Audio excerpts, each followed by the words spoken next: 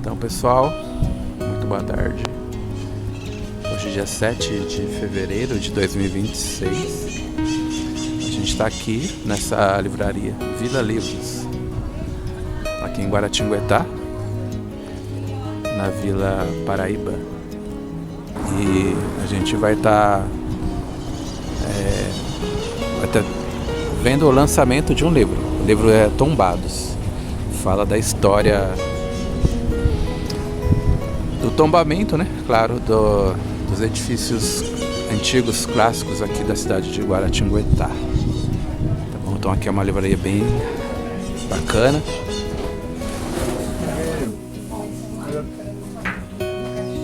Hoje já ficou com preguiça, eu acho. Gente de qualidade, né? Capa dura, grande proporção. Deve ser uns 40 por 30. A gente vai estar apresentando hoje esse livro aqui, gente.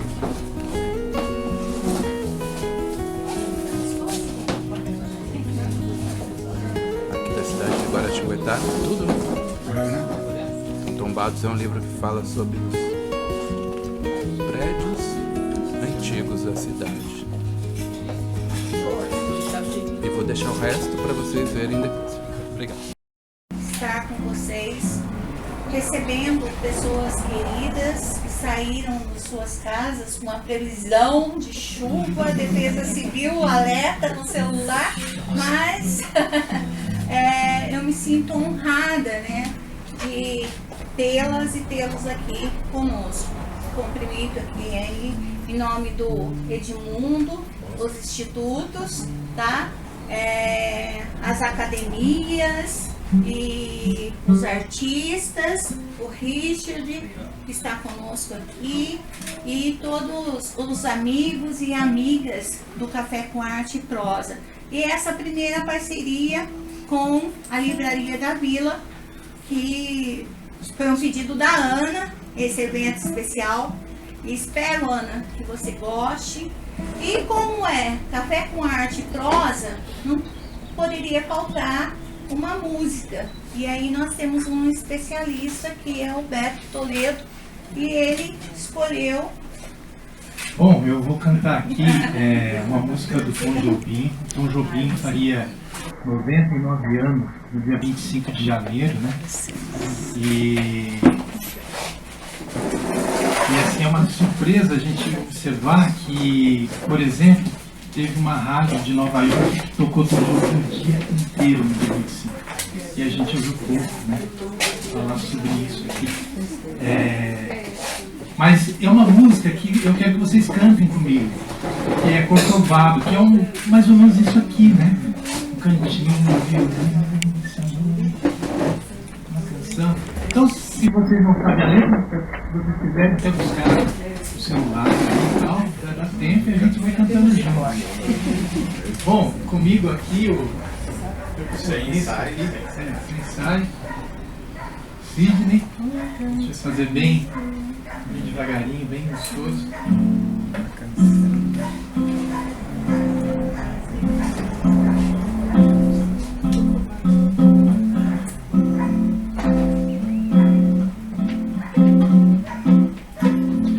Um cantinho, violão,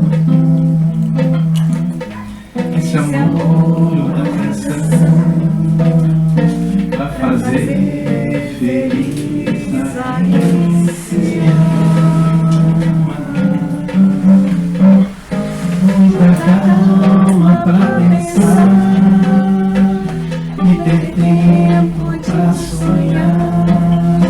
Da janela silêncio no ar, inventou que quero a vida sempre assim, com você perto de mim, até o apagar da velha chama.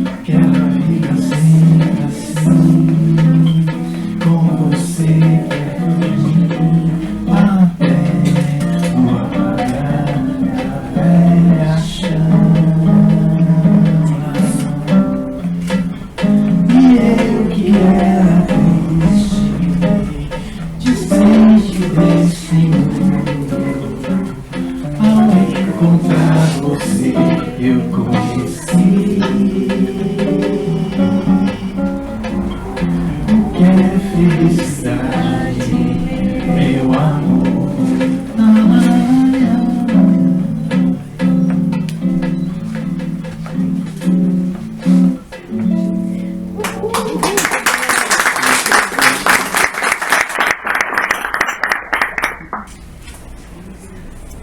Obrigada, Beto.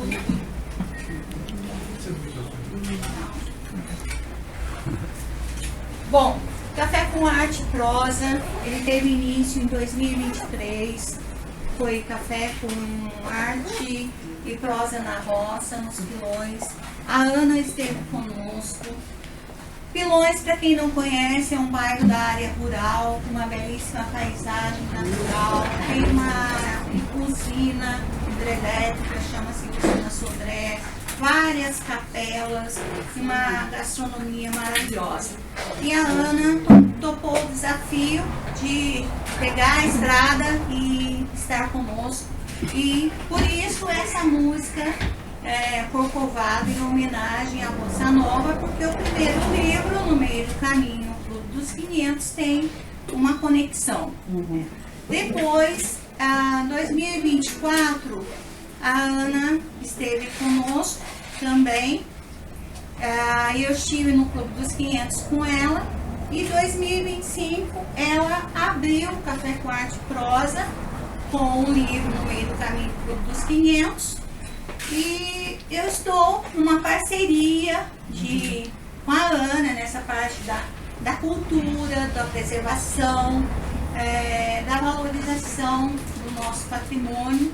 E surgiu a ideia, né, de fazer esse momento aqui, essa roda de conversa mais aconchegante.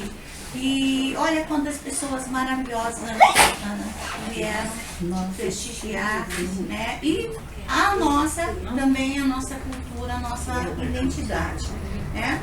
Então, é uma grande satisfação que iniciamos o primeiro Café com Arte e Prosa de 2026 para conversar sobre memória, identidade e preservação.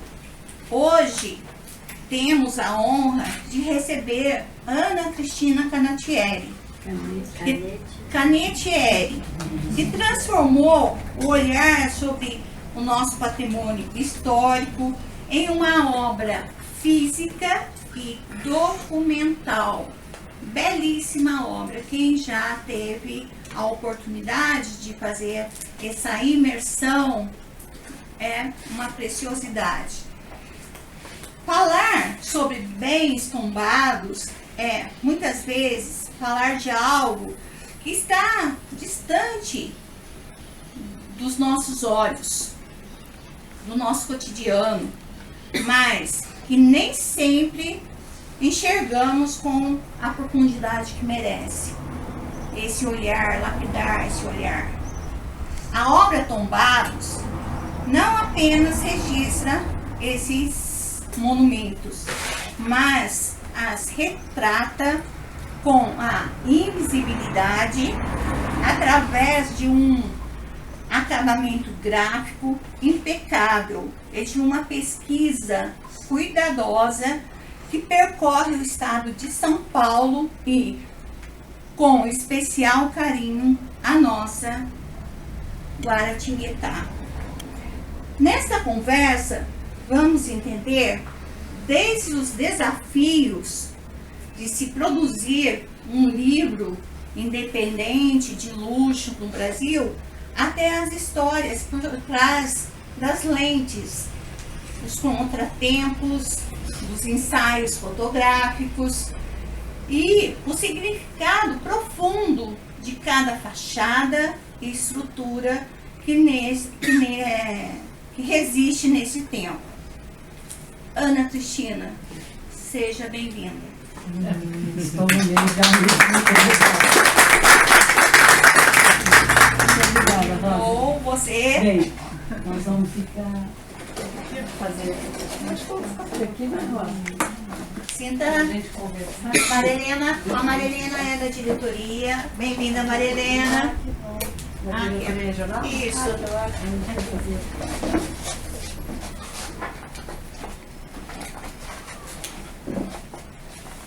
Bem, bem, para tornar visível, né, todo esse valioso patrimônio que Guaratinguetá tem, que é assim insuperável, que é espetacular.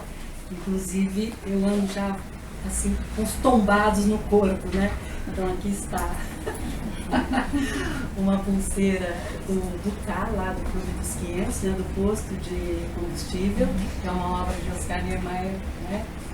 E estou com os tombados aqui na parte deles, está aqui na minha camiseta, que é retrato também da obra de arte feita pelo meu genro, que eu acho maravilhosa, que está também aqui na minha camiseta.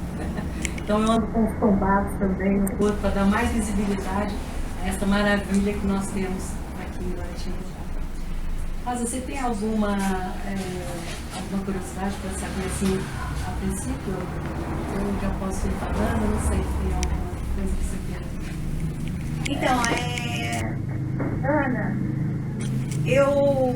quando eu li o seu livro, eu fiz a leitura das imagens, né? São belíssimas e tal. Mas o que trouxe, assim, para mim foi a questão da riqueza da pesquisa que você fez. Sim. Ok. Tá? Então vou falar da pesquisa. Ok. A Gabi, minha filha, que está aqui presente, também me ajudou bastante na pesquisa, porque essa facilidade, né, com a internet e com esses sites, né, IFAM, Condefat e outros sites. Então nós fizemos, primeiramente, de Guaratinguetá. O meu foco seria, vamos dizer, um presente para Guaratinguetá, porque quando eu lancei o primeiro livro, que é No Meio do Caminho por dos 500, as pessoas falavam, está tombado, não está tombado, Santa Rita está tombada, a casa do Frei Galvão está tombada. Havia essa dúvida. Eu falei, então se há uma dúvida, eu também tenho essa dúvida. E nada como uma pesquisa para você tirar a dúvida, né? Bem, aí nós entramos, acessamos esses sites oficiais e fizemos aqui uma linha do tempo. Depois, até eu falei que as pessoas que fossem trouxessem o livro, que seria bacana a gente ficar olhando, né?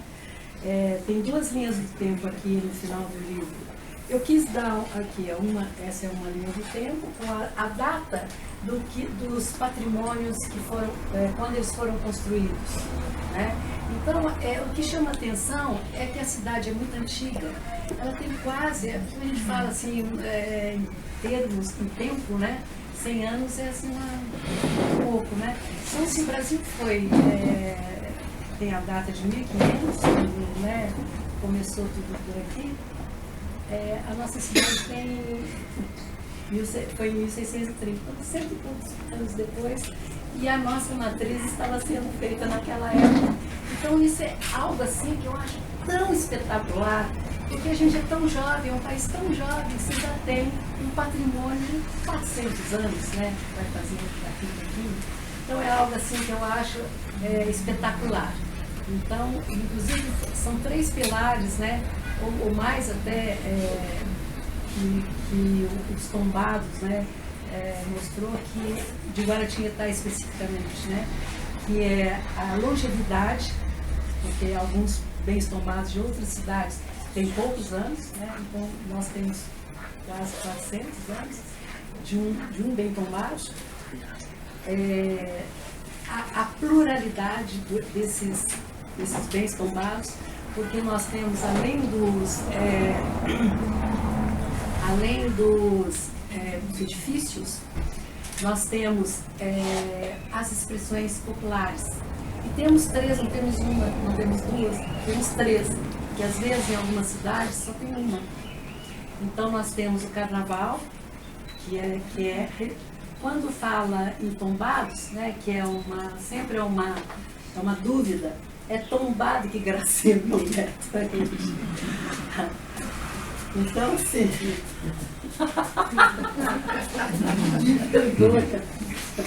então quando fala em tombados, a gente fala, tombados está derrubado. Não, não está derrubado.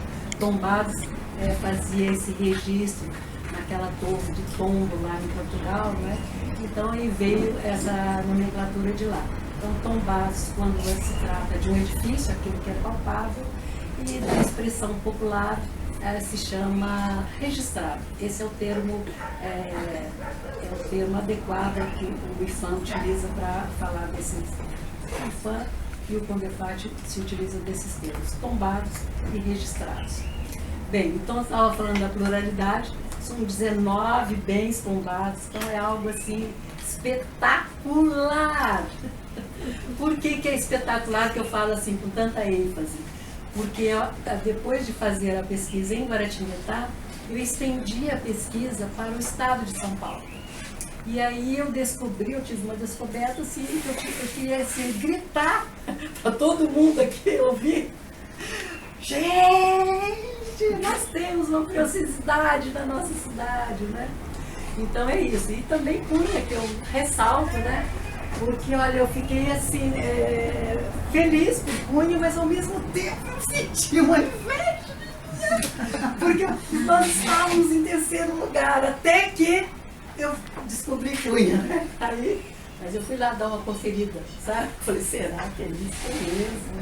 Então eu fui lá em Cunha, eu me baseei, falando dos tombados especificamente de Cunha, eu me baseei nos dados oficiais do CONDEFAT, e nos dados oficiais do CONDEFAT ele diz que são 27 bens tombados lá, aqui nós temos 19. No total de registrados e tombados. Só que alguns edifícios lá eu percebi, onde tem um restaurante na esquina, um restaurante italiano, que é junto com um alemão, aqueles se juntaram algumas, que devia ser um casario, e se juntou e acabou dando agora um único bem. Mas o CONDEFAT, na época, quando eu peguei, ainda está lá no CONDEFAT, que são 3, né? Então, em sendo 3 e outros também, parece que mais um outro também tinha sido fundido, o CONDEFAT, mas tem assim, contando lá, são 27. Eu acho espetacular, inclusive está tudo muito bem preservado em comparação a outros lugares, e estavam fazendo uma grande restauro quando eu estive lá no Casarão da Esquina, né, que imagino que já esteja pronto. Não ainda? Não. Ah, e também um que tinha sido assim totalmente descaracterizado, era uma loja, acho que talvez de roupa e tal, ali do lado do cine, do lado do cinema, que acho que não funciona mais como cinema, uma loja que tinha uma porta de vidro, então imagino que isso não existia quando foi feito, né? Então, mas no todo, são 27 patrimônios, então Cunha ocupa o primeiro lugar no estado de São Paulo. É algo excepcional, excepcional. Por que é excepcional? Porque pra Cunha, que ela é de Cunha e levanta a mão. Ah lá. Então, isso está à frente de Santos e de Campinas e à frente de Guaratinguetá. Mas a capital eu tirei desse cômputo porque são 645 municípios. Tirando a capital é algo puro, realmente tem muitos bem tombados, tem mais de 200 bem tombados. Então, aí tirando a capital, sobram 640, olha só gente, presta atenção, 644 municípios no estado de São Paulo. O estado de São Paulo é o estado mais rico da nação. Então, menos da metade tem bens tombados. Olha só, menos os municípios, menos da metade. Então, tem 257 municípios que têm bens tombados. Desses municípios que têm bens tombados, alguns deles só têm um bem tombado. Um bem tombado. E, às vezes, outros municípios têm um bem tombado, mas sabe o que é? É uma serra, é uma nascente, é um parque, já que estava ali, que não houve, vamos dizer, a mão do homem ali, né? Ele já foi, não sei nem como, para mim foi uma outra surpresa que eu encontrei na pesquisa, foi justamente isso, porque como é que se tomba uma serra, né? Então a nossa precisa ser tombada. Caucaso quente, né? Não, ela passa ali pelo Cubatão, a Serra de Paranapiacaba, a Serra do Mar, mas eu não sei se toda a extensão da Serra do Mar. Então, assim, no município tal, a Serra do Mar, naquele município, ela está tombada. Então, Cubatão é um município... São José do Barreiro, Bananal, né? Tem o... Santana do Mar. São José do Barreiro, Bananal tem um parque nacional, né? Que Pode- pega uma parte boa. Não sei se tá, podia até olhar aqui. Eu não sei se está São- tombado, sim. mas é parque nacional, né? Sim, São José do Barreiro tem aqueles tombados, né? Inclusive o Clube dos 200, que foi o clube que o Orozinho se inspirou nele para fazer o nosso amado Clube dos 500, né? Tem um ano Clube dos 500, então puxa a maior sardinha para o Clube dos 500. Então, moramos, né, Danilo Feliz também lá. E Muito orgulho. muito orgulho, Eu conheci um dos 500. Conheceu o... Um dos 500. Ah, Uma pessoa, um dos 500. Ah, É um é. sueco, sou norte. Eu trabalhei com ele na Ericsson. sim, ele na época foi um dos convidados isso, do ele era um Orozinho dos para que dos tivesse, 500, fizesse isso. parte do Clube dos 500. Isso. Mas esse, até voltando para falar um pouquinho esse Clube dos 500, o Orozinho o Orozinho foi o criador do Clube dos 500. Ele tinha essa intenção de fazer um clube fechado com os 500, as famílias do Rio de Janeiro, de São Paulo, mas aí, nesse momento que ele estava pensando nesse projeto, esse projeto estava mais ou menos desenhado, ele deu parte do terreno dele para passar a Via Dutra. Então acabou dividindo a fazenda dele, que já era uma fazenda antes. Então dividiu a fazenda dele praticamente pelo meio. Então aí uma parte ele fez o bairro Clube dos 500 e na outra parte ele fez um complexo hoteleiro que existe até hoje e está bem ativo, muito bem cuidado, bem conservado. Bem, voltando à pesquisa, então descobrimos isso, que muitos lugares têm acidentes geográficos, como é chamado, né? Tem que é um tombado. Outros, às vezes, teve um momento da história do Brasil, em 1896, que o governo de São Paulo criou 125 escolas espalhadas pelos municípios de São Paulo. Duas delas são em Guaratinguetá. Uma delas é a professora diretora de lá, né? Diretora regional, é isso? Supervisora de ensino. Supervisora de ensino. Bem, e aí é um dos prédios tombados que a gente tem a honra, o prazer, a alegria de fazer uma... estudamos lá, no Camilo Lessa. Oi? O Zerbino estudou lá. O Zerbino também estudou lá?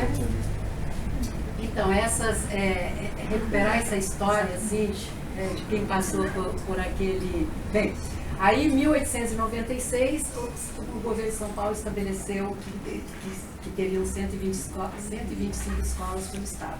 A Guaratinguetá não ganhou só uma, porque muitos não deram uma, a Guaratinguetá ganhou duas. Aquela, esta aí, que está aí representada pelo nosso querido artesão Richard Souza, né, que fez aquela arte lá, aquele desafio lá de fazer tudo à mão, maquete, toda muito cheio de detalhes. E a outra fica na praça, que era o antigo colégio industrial, eles falavam, ginásio industrial. Depois passou a ser... Passou a ser ali? A diretoria. A diretoria de ensino, que depois se mudou para a Rua da Mangaré.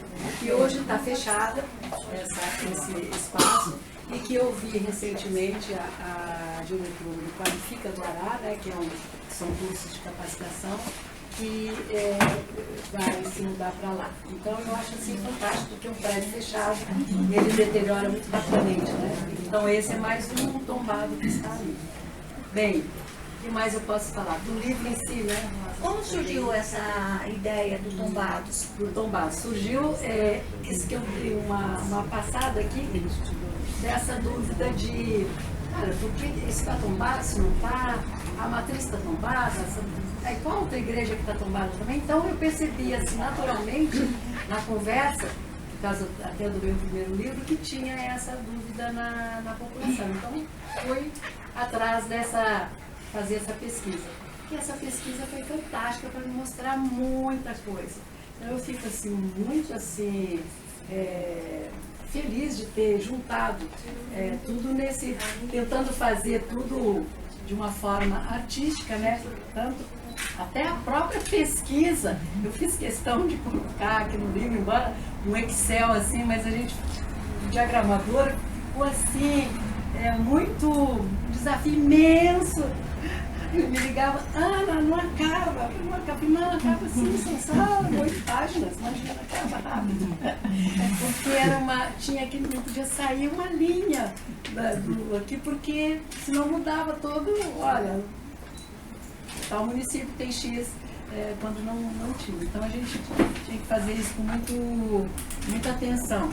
Então está aqui, em princípio não era para ser colocado, porque é um livro de arte, né? Mas está aqui. Uma outra questão que as pessoas me perguntavam, Rosa, era onde estavam localizados esses bens tombados, né? Então foi outro, a gente olhando assim parece que não tem desafio nenhum, né? Mas foi outro desafio, fazer a localização, porque o que eu dei como um release, né? Falei, olha, eu quero que tenha o Rio, Paraíba, que é uma referência da cidade, e a Via Dutra. Então, para colocar isso, foi feito, e tudo assim, com... tudo com... Vou ver aqui, onde que ele está. Aqui, ó.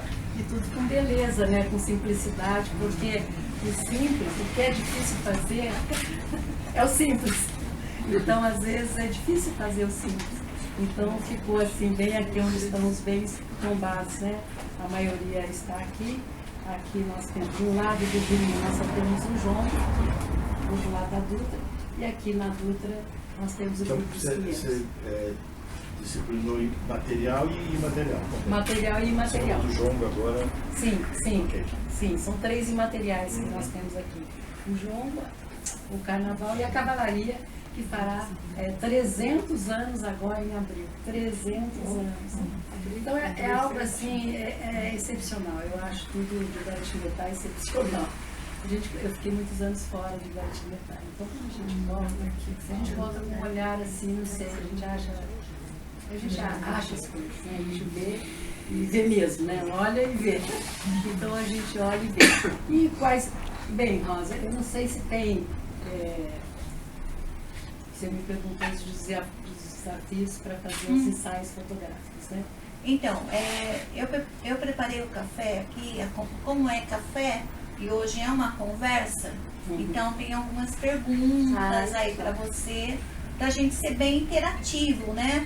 E direcionar. E aí cada um recebeu uma pergunta assim, aleatoriamente no seu celular. Então, a primeira eu já fiz para você, né? Como surgiu essa ideia, né? E agora... Posso fazer a minha? Pode. Eu falei e vi que você tem 2 prefácios, é isso? Sim, tem 2 prefácios. E qual é o motivo que você fez? Sim. Então, o motivo que eu fiz isso primeiro, eu queria a nova geração presente aqui nesse livro.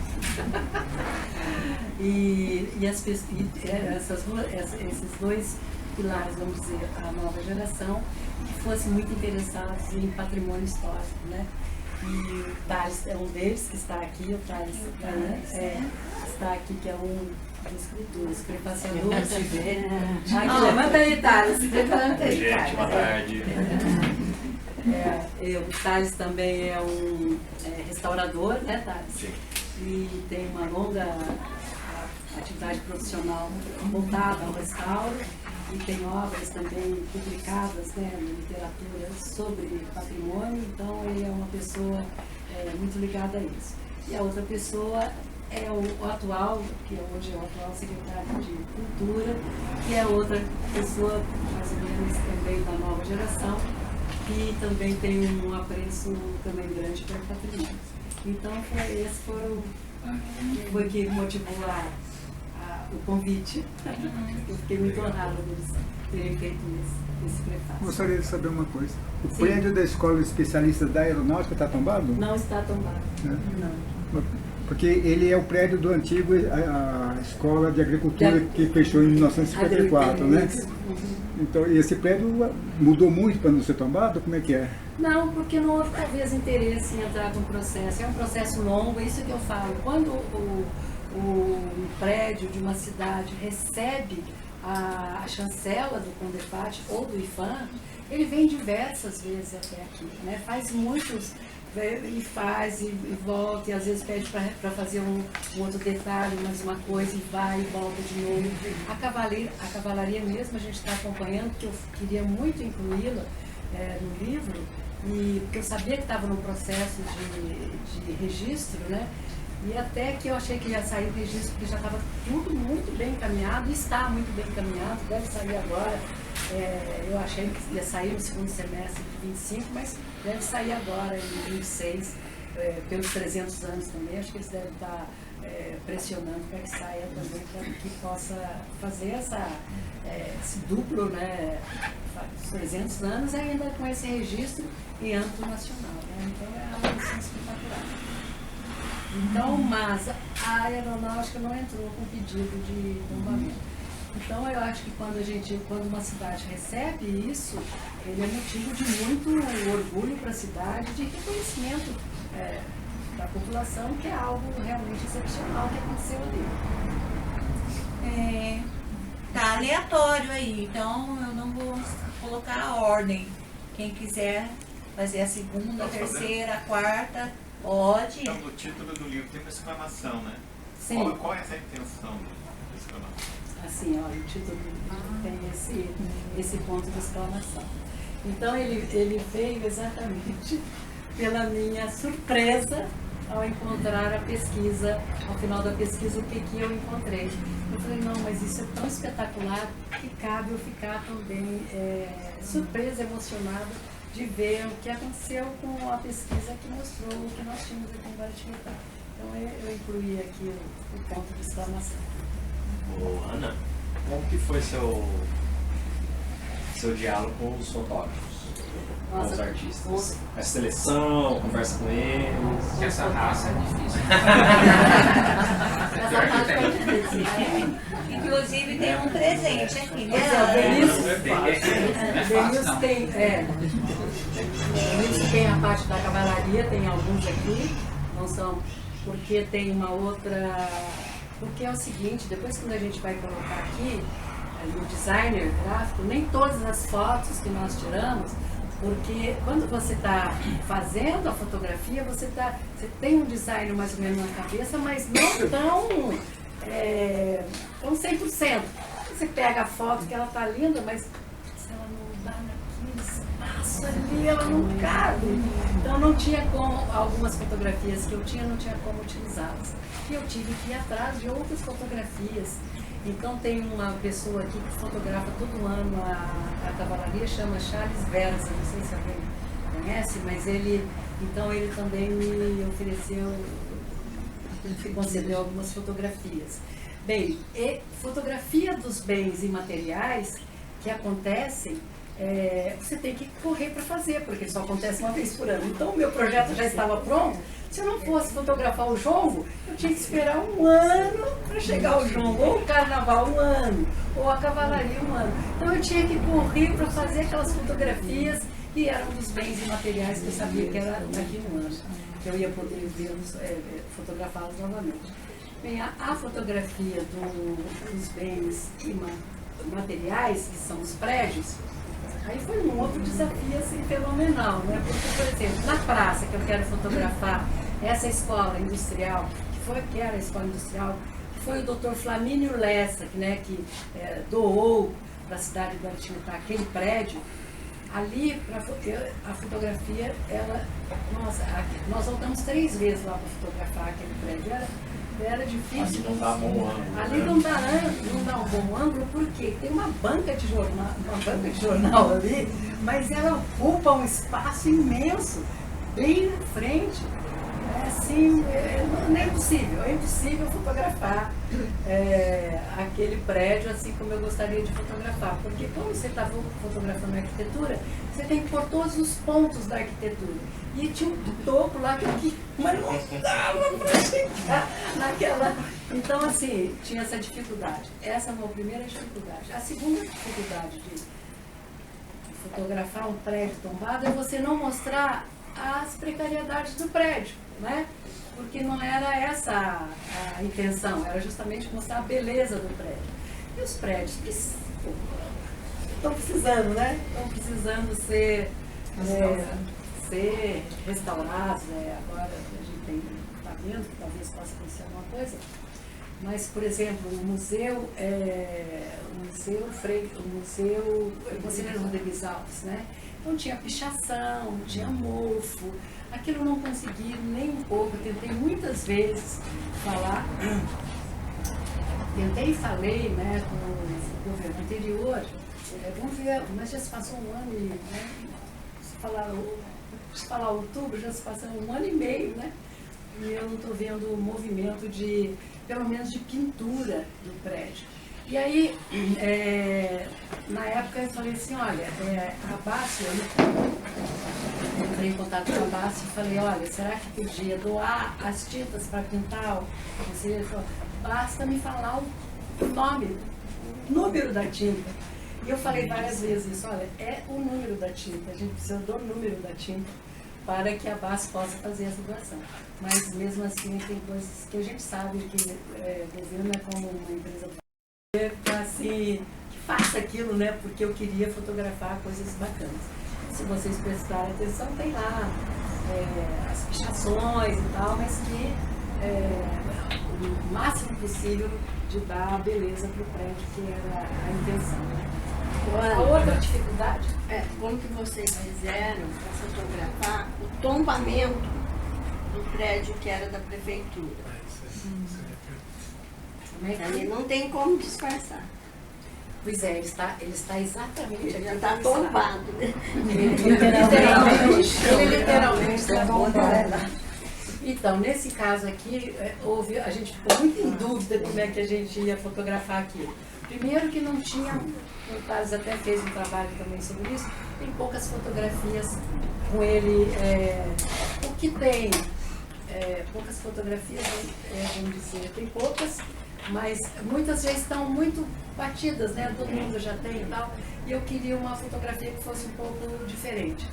Aí consegui uma, que o fotógrafo foi lá, fotografou a fotografia para poder dar mais resolução, para poder ir para o livro, né? Porque ela não tinha resolução suficiente, quando ela expandia, ela derretia, ela acabava, né? E aí, bem, só que nesse ínterim eu recebi uma foto de um fotógrafo daqui de Guaratinguetá, que ele fotografa para o futebol, o Bruno Mota. Ele fotografa muito o futebol profissional. E aí ele me mandou a foto, e a foto era bonita. A foto está muito... Foi o momento que desabou, que ainda estava ainda pela rua ainda, os escombros, ele foi lá e fotografou. E ele fotografou de um ângulo muito bonito, que vê todo o prédio. Então, eu acho belíssimo, assim. A foto eu achei bonita, não sei se você gostou também, tá? Fez um registro de drone também na época. Sim, então ela ficou assim espetacular. Deixa eu ver se Ana, eu não entendi isso. O Guaratinguetá tá aí. Segundo ou terceiro lugar de móveis tombados? quarto. Esse é um... Ele desabou inteirinho, né? Foi uma pena, porque ele estava mesmo em processo de restauro, ele estava em processo de restauro, já tinha começado. Houve um pequeno, né, um documento até de um advogado de São José dos Campos, ele impetrou ali, dificultou um pouquinho a tramitação, então demorou um pouquinho mais, que deveria ter, se esse advogado lá de São José dos Campos não tivesse entrado com algum embargo, se eu não sei bem as palavras aí do direito, mas teria dado tempo de ter pelo menos o teto e não teria acontecido o que aconteceu. Mas aí eu pus essas duas fotografias, que a fotografia estava muito bonita e ficou histórico, né? Porque de fato aconteceu isso, né? É um fato, né? Então, é isso aí. A ponte metálica também era lindíssima. Qual? A ponte metálica. A ponte metálica, mas não está tombada. Não. Poderia vir a ser tombada, né? Mas hoje já não, mesmo porque ela foi feita pelo Cris da Cunha, né? Ana, queria que você comentasse assim, um pouco, uma ideia que você chegou a comentar comigo, e em cima disso um pouco a questão do trabalho dos fotógrafos e o resultado dos fotógrafos, como que isso participa para a história, registro da história. A gente vai celebrar os 400 anos do Guaratinguetá e eu acho assim, uma delícia recuperar, por exemplo, as fotos do Schellenberg, para você ver, né, como que era antes, como que é agora. Isso já é assim, um trabalho muito interessante, né? E mais também eu queria que você comentasse sobre o livro seu, ele pode colocá-lo dentro dessa tradição, que você pode valorizar e conhecer a história através da iconografia, né? Do material fotográfico e como que isso para a educação dos futuros, porque a gente pode, alguns podem, estavam fazendo exposição no ano passado as fotos do Guaratinguetá, daí algumas pessoas comentaram assim que, nossa, o Guaratinguetá só vive do passado. Até eu achei muito interessante que um aluno de uma escola comentou comigo, eu achei interessante a visão dele, né? Mas ele falou assim que Guaratinguetá vive do passado e ele achava as minhas fotos muito, ele usou um termo interessante, ele achou que as fotos muito, não é sinistras, mas tinha alguma coisa assim de, que eu não mostrava o lado feio de Guaratinguetá, né? Daí eu falei para ele, olha, o projeto é Maravilhas em Guaratinguetá, então foi isso que eu não coloquei. E eu falei para ele, olha, é um tema interessante, só que é outro trabalho fotográfico, né?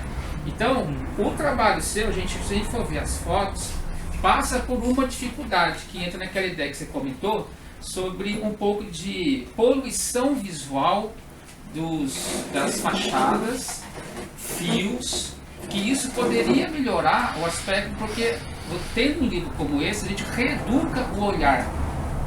Porque a gente tem o costume de passar, primeiro passa e não conhece o que está vendo.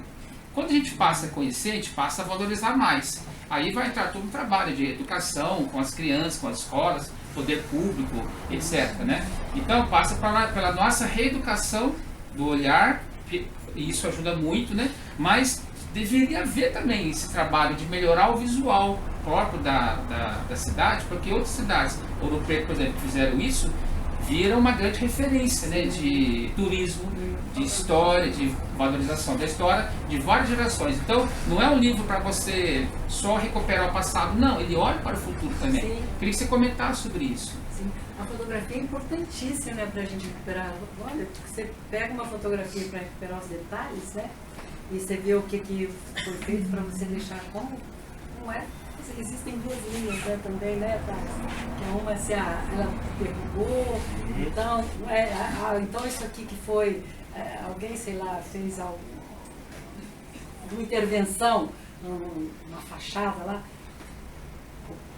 ou a intempérie, vamos deixar assim, ela derrubou, porque não tem condições de deixar desse jeito, né, mas se derrubou uma parte, então vamos preservar, o pessoal chega até a colocar dentro de vidro, sei lá, para preservar daquela maneira como era, né? Então, da maneira como que o tempo fez com aquilo, né? Mas o Denilson, é importante que, embora a gente fale de passado, mas a gente não está falando da nova geração, a gente quer que a nova geração olhe e se reconheça, né? Como é que ele vai se reconhecer se ele não sabe qual é a identidade da cidade dele, né? Então, a minha cidade, eu posso dizer que ela tem essa identidade baseada nessa história que a gente está colocando aqui, do que é visível, né? Os prédios que são, olha, não é uma cidade moderna, né? É uma cidade antiga. E eu estava até falando, não é uma cidade moderna, é uma cidade antiga, então, para falar daquela pluralidade que Guaratinguetá tem, são pouquíssimas cidades no Brasil que tem tanto o antigo, que eu falei que tem 400 anos que vamos fazer agora com a matriz, quanto com o moderno. Nós temos um patrimônio modernista dos 500 excepcional, excepcional. Hoje nós temos lá 6 obras lá diria que 5 são totalmente preservadas. Uma, o grau deu uma mexida lá, a gente gritou muito na época e tal, deu até uma reportagem na revista Veja, mas o Condefat está vendo isso, está até demorando para resolver como é que se vai voltar o que era, não vai ficar. Então eles estão lá em conversas, né? Bem, então o Guaratinguetá também tem isso. Tem o imaterial, tem o antigo e também tem o moderno, que é muito difícil a cidade se reunir. Cunha, por exemplo, tem todos os 27, mas não tem nenhum bem moderno lá na cidade, né? Tombado. Então nós temos 6 bens tombados aqui no Clube dos 500. Cara. Nós vamos complementar, quando a gente fala assim, sobre como que a nova geração vai olhar isso daí, às vezes pode ser que a gente tenha assim, até alguém pode ter, né, uma preocupação, uma visão assim, eles não vão dar valor. A exposição das fotos das maravilhas do Guaratinguetá que eu fiz ano passado, eu levei nas escolas. Que esse era o meu objetivo maior, levar para as escolas. Olha a surpresa que eu vi em cada olhar das crianças para as fotos. E, inclusive, a partir do que eles viram, algumas crianças queriam ir visitar o local. E quando foi a inauguração da exposição que eu fiz lá no museu, uma menina, quando viu a estação, ela quis fazer um ensaio fotográfico lá na estação ferroviária, do lado dos trilhos, porque ela achou lindo. Começa a reconhecer, né? E ela não conhecia, conheceu, achou bonito, quis até fazer foto, ensaio ali. Então acho que realmente tem que chegar até eles, né? Sim, sim. Bem, o ano passado eu fui convidada por 2 escolas, uma pública e outra particular, e eu tive essa grata surpresa que você está dizendo. E lá eu mostrei, vamos dizer, eu fui falar do primeiro livro, né, do Meio do Caminho dos 500, o acervo do Clube dos 500. Então eu pude mostrar um quadro, painel monumental que tem lá um dos restaurantes do Clube dos 500, que tem uma obra do Di Cavalcanti. Então eu explanei, expus assim na tela, e os alunos foram apontando cada coisa que eles viam naquela tela. E foi excepcional. Juntaram 2 turmas, tinham 40 crianças, na faixa de 8, 9 anos, e cada um levantava e estou vendo isso. Mostra, fala para os seus, volta aí para a sala e fala o que você está vendo. Fala, estou vendo um galo. Que cor tem o galo? Então, aquilo foi uma coisa assim, todos eles prestando atenção, tenho certeza absoluta que o dia que eles virem essa obra, eles vão reconhecer assim e vão admirar, né? Então é plantar isso aí, né? De uma forma lúdica, gostosa. A criança adora essas brincadeiras assim, né? Com cores e o quadro do Di Cavalcanti é fenomenal, né? Porque ele retrata, e esses dias é uma coisa surpreendente, né? Que eu... Olha que coisa ali. Eu mesma.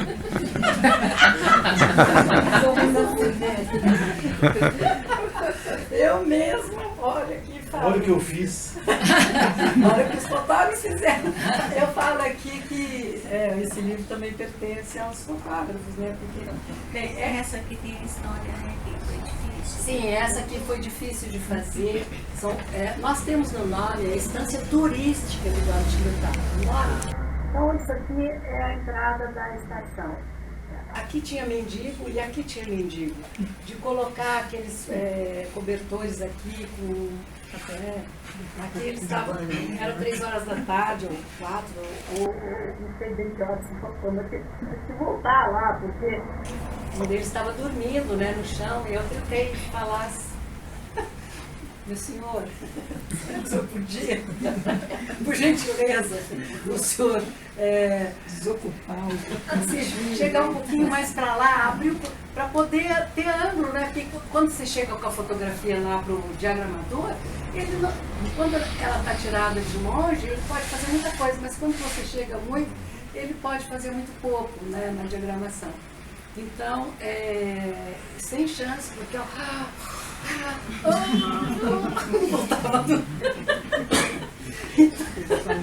realmente era, sabe, totalmente ali inebriado, né? Questões sociais à parte, você precisava do ângulo, né?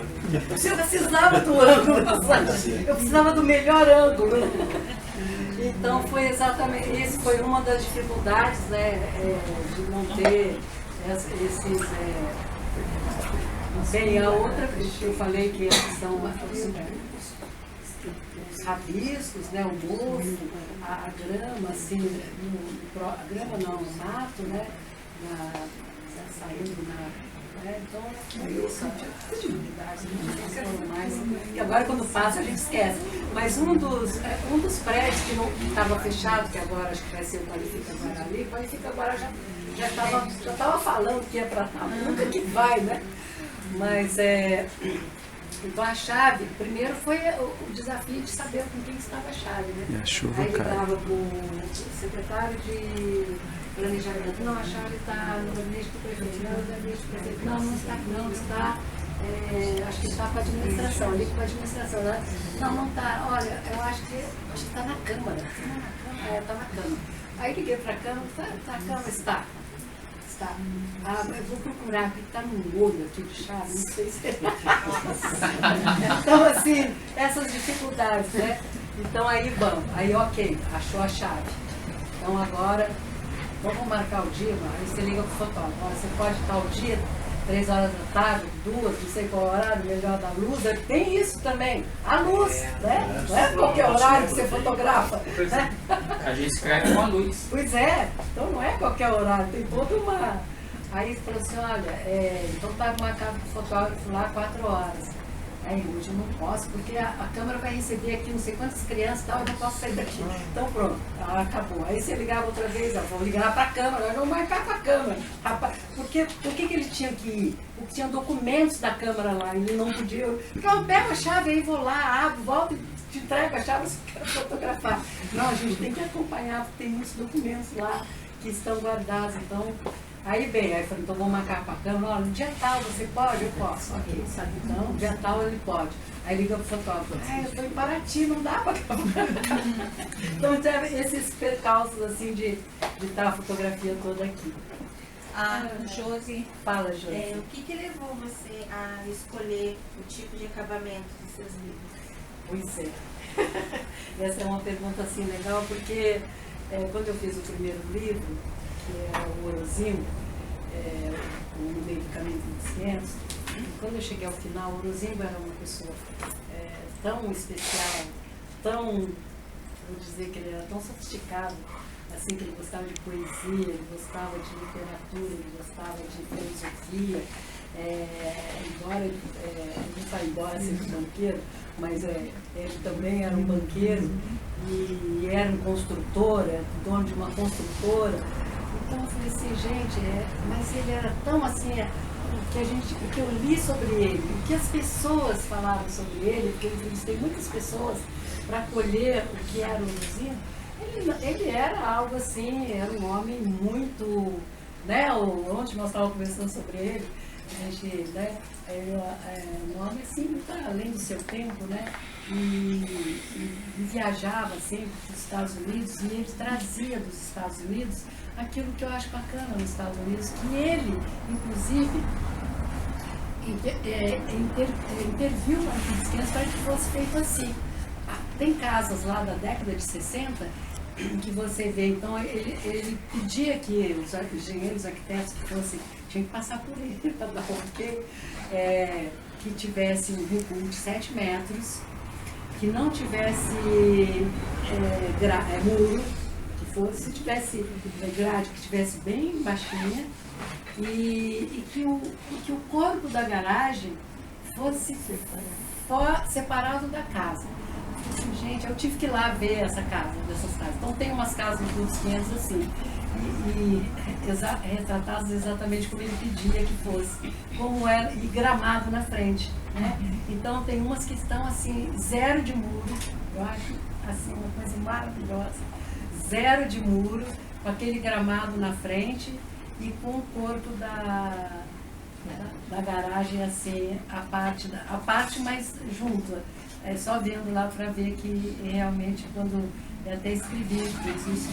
Bem, como ele era esse homem muito assim, gostava de coisas boas da vida, vamos dizer assim, eu falei assim, eu acho que tem que ser um livro assim também, à altura dele. Aí eu quis fazer um livro de capa dura, todo, chamar um capista especial para fazer a capa do livro, que ela foi muito feliz também fazendo a capa do livro.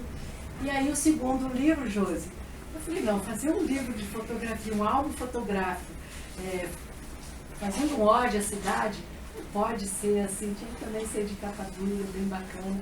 E quando a gente pega um livro de capa dura, né, você é uma reverência que você faz, né? Não é assim, né, você tem um cuidado maior com ele, você até para manusear e tal, né? Então eu acho que tem parruda, né, para as fotos ficarem mais bacanas. Né? E a escolha desse formato? A escolha do formato também, a escolha do formato, ele acaba trazendo uma dor de cabeça, porque não é toda gráfica que trabalha com formatos diferenciados. Então, a gráfica trabalha com A4, com metade do A4, ou trabalha com... Quando você fala para ele, olha, eu quero 27 por 29, aí você tem que procurar a gráfica que tenha aquela máquina para fazer aquele corte. Não é qualquer gráfica. Então, Porque sobra muito papel, daí aumenta muito o custo, né? Aumenta demais o custo, porque ele só pode tirar uma folha, enquanto o outro ele dobra, né? Então ele só tira de uma folha e o resto tem que jogar fora porque não dá para fazer nada, né? Então tem que ficar ligando para as gráficas, olha, você trabalha com esse formato, com esse tamanho, você tem máquina com esse tamanho, né? Então é outra dificuldade de... o formato depois é a diagramação, né? Duas coisas que pesam no formato. A diagramação, tem um diagramador aqui, eu gosto muito dele. Porque eu gosto do diagramador, eu trabalhando junto com ele. Então, no primeiro livro eu não pude fazer isso. O diagramador ficava em outro lugar, eu tinha que falar, olha, sabe aquela foto assim, que está naquela página tal? Traz ela mais para a esquerda, pega aquela coisa. Era difícil falar isso e ainda por e-mail. Bem, aí esse eu trabalhava junto, a gente sentava e ficava horas. Aí, sabe, uma coisa tão gostosa fazer o livro. Vamos pôr essa foto aqui, não, essa não ficou legal aqui, vamos colocar aí, mas aquilo foi uma alegria muito boa. Montar o livro, a montagem do livro, né, foi muito gostoso. Ana, e o primeiro, né, no meio do caminho para os 500, eu fiquei encantada pelo Morozinho. Literalmente apaixonada pela história dele e comecei a pesquisar mais sobre a vida dele também. E é fantástico, né? Indico, super indico. E foi um projeto que você apresentou com um edital. Esse segundo, Tombados, foi a forma independente. Como que foi esse processo?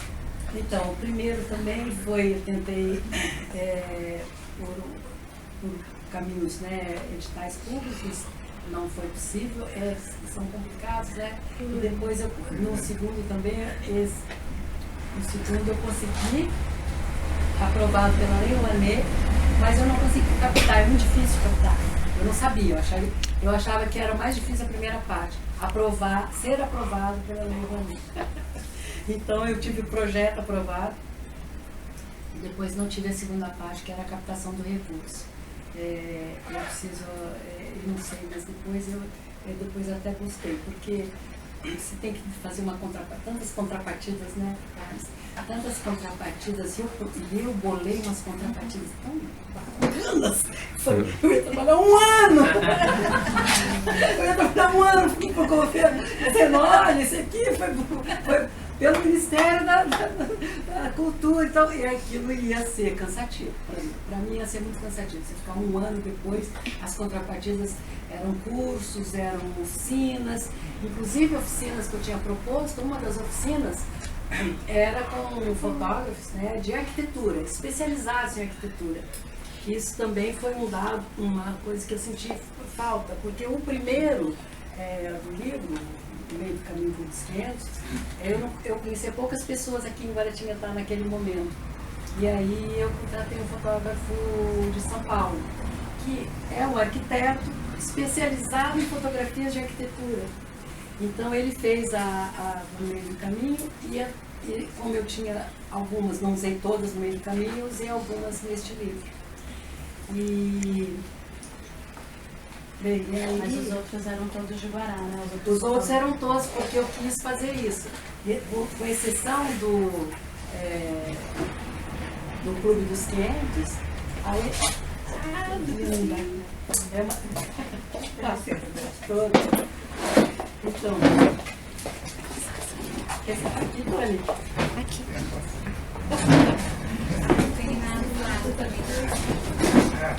Falei tanta coisa. Bem, Bom, gente, Ana, nós estamos aqui no horário e eu acredito que tenha mais algumas pessoas com perguntas. Não sei se 4 ou 5 perguntas super interessantes. Porque, olha, se a gente for deixar, mas eu sei que tem gente que já tem compromisso, avisou aqui na entrada. Então, vou pedir para as pessoas que estão aí com as demais perguntas que quiserem, né, fazer com a Ana aqui. Que é? Aí, Célia, o Edmundo. Não, mas tem gente na minha frente. Célia. Eu estou com a terceira. Parabéns. Aguardo a senhora lá em Cunha para a gente conversar, que eu acho maravilhoso isso. Estou apaixonado por isso já também. Que ótimo. E a pergunta minha, supondo que vai trabalhar na escola, que eu acredito que a Melene vai ajudar nisso, né? Que gênero seria? Qual o gênero literário da obra, senhora? Ah, sim. Então, no primeiro livro, eu achei assim bem bacana que ele concorreu ao Prêmio Jabuti. Foi selecionado para concorrer no meio do caminho com os 500. Porque abriram, porque eu falei assim, qual gênero? Porque não é poesia, não é conto, não é romance, então qual gênero? Ali que o Jabuti te oferece, né? Mas aí eles abriram para colocar livro documental. Foi quando eu coloquei o livro documental, tanto no meio do caminho quanto esse, que é um livro documental. Então é isso, um livro documental. Porque na verdade os gêneros eles não tem um só, né? Pois é. Você pode ter o narrativo, o descritivo, mas então a gente gostaria de saber o predominante. Isso, um livro documental. Isso é um item lá do Jabuti. Eu não concorri com o Jabuti, porque para concorrer com o Jabuti, ele exige tanta coisa. Ele exige que 5 livros estejam na Biblioteca Nacional, no meio do caminho está, na Biblioteca Nacional. Você tem que fazer um depósito legal, que chama, depósito legal.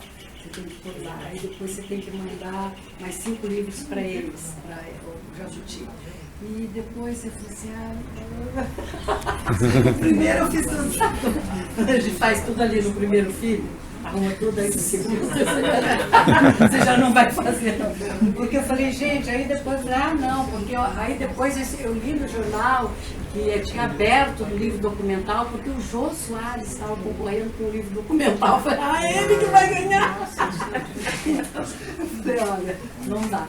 Mas mesmo assim, vamos dizer, eu vi quem ficou fora vários escritores famosos ficaram fora porque por alguma razão não cumpriram todas as exigências do Jabuti. Luiz Fernando Veríssimo foi um deles, sabe? Então, para ter uma ideia de que também não é uma coisa simples não passar. Então, o primeiro livro foi selecionado para concorrer, mas esse aqui eu nem tentei. E só lembrando, né? 2 jabutis do Vale do Paraíba, né? Pois tem um aqui, né? Não é isso? Lorena e o André Pondo. André, no caso, Pondo. André, no caso, de Taubaté. Daniel Munduruku tem. Tem mais de um até, eu acho. Isso é fantástico, isso é sensacional. O Daniel já é o segundo ou terceiro dele. Então, primeiro cumprimentar você pelo trabalho magnífico que você fez. Né? Que não basta entusiasmo, não basta sensibilidade, tem que ter muito suor, né? Muito suor. Imagina o seu trabalho, porque é um assunto que atinge poucas pessoas, infelizmente. a nossa sociedade não tem esse hábito, né, de cultivar a própria história, né, a própria genealogia, a arquitetura, essa coisa toda vai ficando sempre no campo de algumas pessoas mais sensíveis. Né? E, então eu imagino o trabalho que você fez e por isso mesmo você merece todos os cumprimentos, todos os abraços, que é bastante. E eu acredito que essa questão do jovem, da criança, aquilo que você falou no começo, você ficou um tempo fora de Guará, quando você voltou com outro olhar. Né? E isso é uma coisa que acontece com a gente. E principalmente por causa da idade, né? A criança, ela, tudo com ela é novidade. Então, isso aí todo mundo sabe, mas é só para ajudar no raciocínio. A menos que você chame atenção de alguma maneira, não, chamar atenção no sentido de tocar, né? E tocando, sem apontar o dedo, claro. Mas eu acho que assim, o jovem, depois entra na faculdade, o estudante, vai ganhando um pouco mais de sensibilidade visual e de vivência, né? Essa coisa da memória, que é super importante para a gente. O passado, ele não é uma coisa qualquer. Todos nós precisamos do nosso passado. Sim. Né? Quem é que não tem passado? Né? Não só na questão da genealogia, mas a questão da sensibilidade, da memória. Guaratinguetá tem muito de memória. Né? A memória de Guaratinguetá, quase 400 anos, né? Não é para menos. Mas essa questão da memória, do espaço da memória, não só o espaço físico, que hoje é muito vilipendiado, o espaço físico nosso é tomado pelo poder, né? E então, eu acho que esse trabalho seu ele vai ficar para a história. Né? Ele é um trabalho de muito peso, de muita dedicação, com certeza. Você colocou um pouquinho de modernidade nele, colocando o Excel aí e tal. Então isso tudo faz parte, né? Como no Museu do Louvre você tem a pirâmide de vidro, né? Uma coisa, esse contraste do histórico, do antigo com o moderno também, bem colocado, bem exposto, ele ajuda muito, né? Mas eu queria aproveitar, antes de você comentar o meu comentário, ser oportunista nesse momento aqui, e fazer um convite para todos os que estão presentes, porque nos dias 27 e 28 de fevereiro, e principalmente você, quero que você esteja lá com a gente. E no dia 1º de março nós vamos fazer a terceira FLIS, a terceira festa literária de Silveiras. Por isso que eu fiz tanta questão de você vir hoje, viu? Fazer esse convite pessoalmente. Vai ser um orgulho muito grande para a gente lá e vai enriquecer a nossa... Mas a festa literária de Silveiras, o ano passado a gente não conseguiu fazer. Outra coisa que todo mundo aqui já sabe, a gente tem que enfrentar, às vezes, a gente tem que aceitar a mudança, aliás, faz parte da democracia, mas às vezes ela vem para bem pior. Então, a gente tinha feito a FLIS durante 2 anos, e no 3º ano, que seria o ano passado, a gente, por essa injunção maligna do poder público, a gente não conseguiu fazer.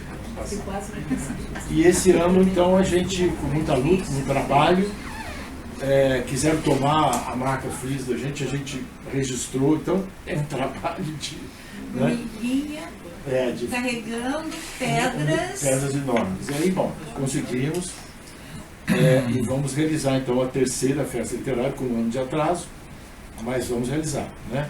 E vai ser lá no espaço ali, quem conhece um pouquinho a entrada de Silveiras, tem o portal de entrada, ali tem um espaço do João Camilo, que é um espaço já muito bem arrumado, tem um restaurante típico da nossa culinária. Então, quem for lá vai ter a oportunidade de conhecer não só se apresenta não só na questão da literatura, né? Mas a gente faz questão de colocar cinema, gastronomia, né? E outras coisas importantes da nossa cultura regional. a cultura tradicional, a apresentação de grupos de folclore e tal. Então, é uma coisa que enriquece muito. Vai ter espaço para trabalho com criança, com estudante. E quantos dias são? Dia 27, dias 27 e 28 de fevereiro, os 2 últimos dias de fevereiro e o 1º de março. Ô, Edmundo, Sim. eu posso, não sei como que está a programação. Sim. A Ana... Vocês não posso atender, né? Então, pedir a gente pode, Claro. né? Então, a Ana e eu, nós estivemos com o professor Alexandre o ano passado. E o professor gostaria, na época ele comentou que iria ter uma festa literária, uma feira literária, e viria um convite para a Ana pelo belo trabalho que ela realiza. Eu recebi o seu convite, então o que eu gostaria de saber é se a gente poderia estar inserindo... Não, sem dúvida nenhuma. A gente não pode, desculpa, a gente não pode fazer uma mesa específica, porque a programação já está concretizada, né? Sim. E a programação que a gente fez esse ano, ela um pouco mais enxuta, mas é a programação que tínhamos o ano passado. Então, a gente vai ter para vocês terem uma ideia, vai ter a presença do Ricardo Ramos Filho, que é neto do Graciliano Ramos. A gente vai ter o Jefferson Del Rios, que é um jornalista muito tradicional de São Paulo, né? Ele fez um trabalho de jornalismo impressionante. É um cara que tem uma história dentro do jornalismo brasileiro, né? Imagina, passou pela ditadura,